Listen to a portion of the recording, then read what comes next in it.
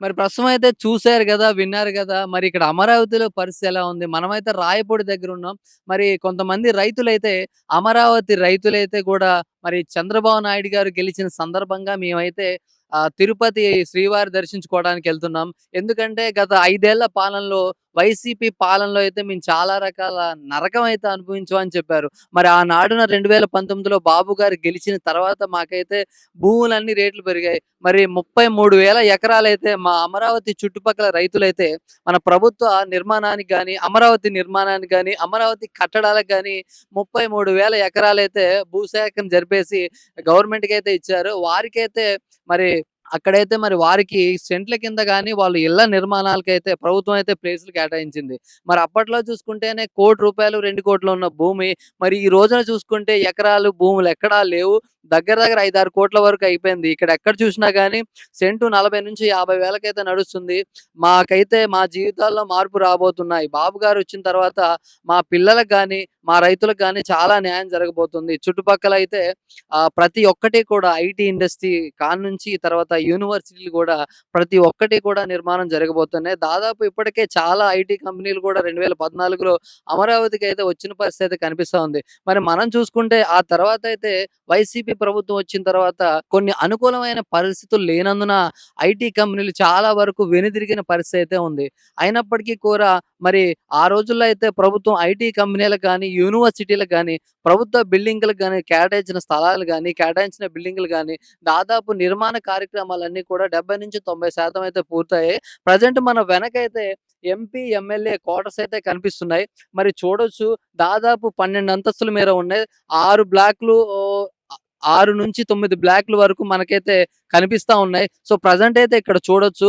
ఇది రాయపూడి రోడ్డు. ఈ రాయపూడి రోడ్‌లో అయితే మనకి చుట్టుపక్కల ఎటు చూసినా కూడా నిర్మానుష్యంగానే ఉంది. మరి గత ప్రభుత్వ పరిపాలనలో అయితే వీటిని పట్టించుకున్న నాథుడే లేడని జెప్పేసి మనకిక్కడ రైతులైతే చెప్తా ఉన్నారు. ఇక్కడ ఏవైతే రోడ్లున్నాయో ఈ రోడ్లను కూడా గత ప్రభుత్వంలో ధ్వంసం చేశారు. ఎందుకంటే ఇది రాజధాని కాదు, ఇది రాజధాని కాకూడదనే విషయంలో గూడా గత ప్రభుత్వంలో అయితే ఈ రోడ్లనైతే తీసేసిన పరిస్థితి అయితే కనిపిస్తా ఉంది. ప్రెజెంట్ అయితే మీరు చూడొచ్చు. ఎటు చూసినా ముళ్ళ కంపలు.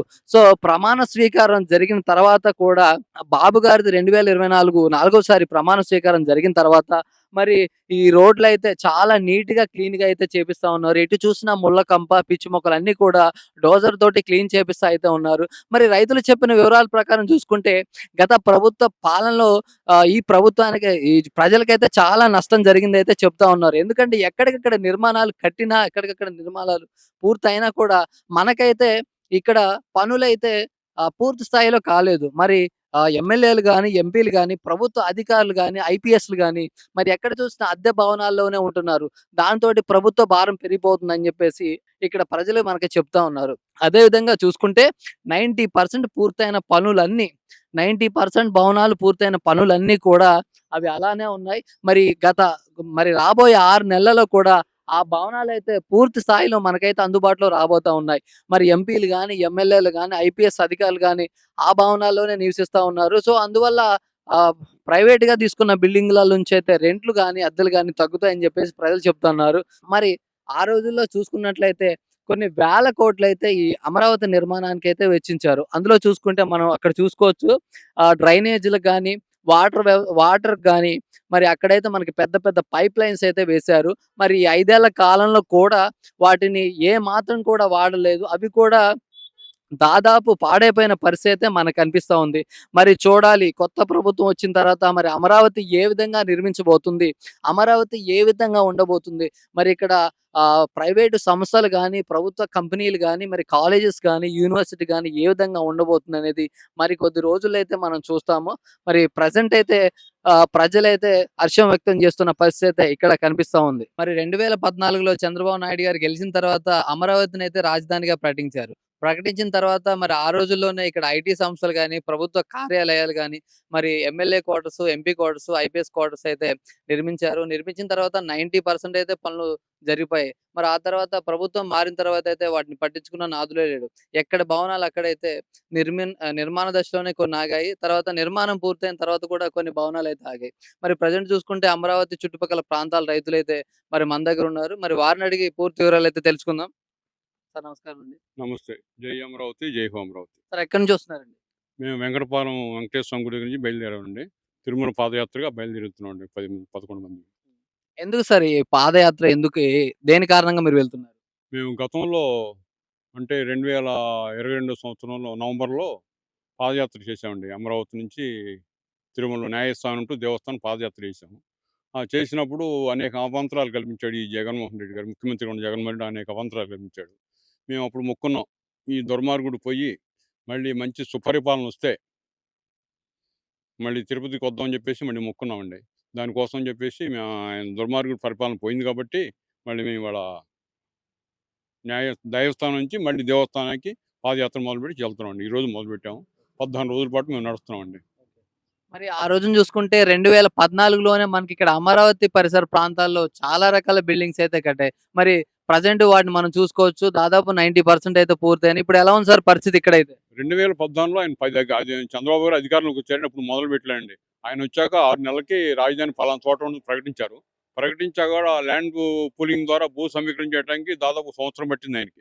ఆ సంవత్సరం పట్టినా కూడా తర్వాత కూడా ఈ వైసీపీ వాళ్ళు కోర్టులేసి, అక్కడేసి, ఇక్కడేసి రకరకాలుగా పర్యావరణ పరిరక్షణ అని చెప్పేసి, ముంపు ప్రాంతం అని చెప్పేసి, ఈ ప్రాంతం అంతా మునిగిపోతుందని చెప్పేసి రకరకాల ప్రయత్నాలు చేసి దాదాపు 2.5 సంవత్సరాల పాటు ఎటువంటి కార్యక్రమాలు కొనసాగకుండా ఆపారండి.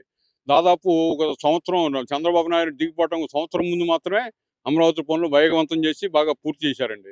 90% పూర్తయిన భవనాలని ఈ చంద్రబాబు నాయుడు గారి అధికారం మారిపోగానే జగన్మోహన్ రెడ్డి గారు వచ్చేసి ఒక్క రూపాయి కూడా ఖర్చు పెట్టకుండా మొత్తాన్ని చిట్టడుగులా చేశాడండి. 50,000 ఎకరాల భూముల్ని చిట్టడుగులా మార్చేశాడు. ఇక్కడ ఈ ఊర్లో ఉండే భూముల్లో ఉండే ఈ ఊళ్ళలో ఉండే వాళ్ళ పరిస్థితి ఏంటంటే అడవుల్లో నివసించేటట్టు తప్ప అమరావతి పట్టణంలో, అమరావతి నగరంలో నివసించే వాళ్ళకి లేదండి. మరి ప్రెజెంట్ అయితే చూసుకోవచ్చు. మరి సక్సెస్‌ఫుల్‌గా నాలుగోసారి అయితే చంద్రబాబు నాయుడు గారు కూటమితోటి అధికారంలోకి రావడం జరిగింది. ప్రెజెంట్ అయితే ఇక్కడ ఎలా ఉంది సార్ రైతుల పరిస్థితి? అమరావతి దగ్గర ఉన్న భూముల రైతుల పరిస్థితి ఎలా ఉందంటారు? ఏం చెప్పాలి అర్థం కాదు. జగన్మోహన్ రెడ్డి అధికారంలో రాకముందు దాదాపు 3.5 లక్షల కోట్ల రూపాయలు అప్పు ఉండేదండి. ఈయన అధికారంలోకి వచ్చాక ఇంకో 11 లక్షల రూపాయలు అప్పు చేశాడు.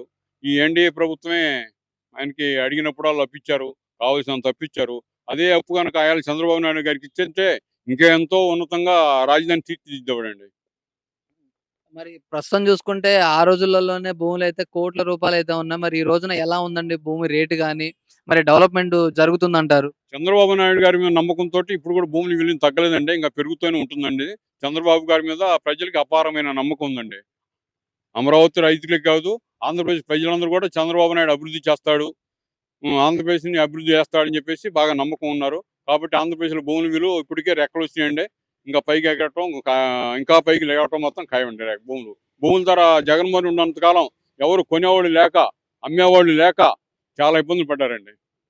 మరి గతంలో చూసుకుంటే, గత ప్రభుత్వంలో చూసుకుంటే అసలిక్కడ రైతుల పరిస్థితి గాని, ప్రజల పరిస్థితి గాని ఎలా ఉండేదంటారు? అంటే 2014 తర్వాత మరి బాబు గారైతే అమరావతిని రాజధానిగా ప్రకటించిన తర్వాతయితే చాలా వరకు పనులు జరిగాయి. బిల్డింగ్ నిర్మాణాలు గాని.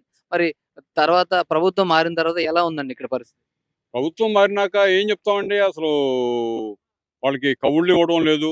జీవనాధారమే కష్టమైపోయింది వాళ్ళకి. బతకడమే కష్టమైపోయింది. పిల్లలు చదివించుకోవాలో, పిల్లలు పెళ్ళిళ్ళు చేసుకోవాలో, ఆ!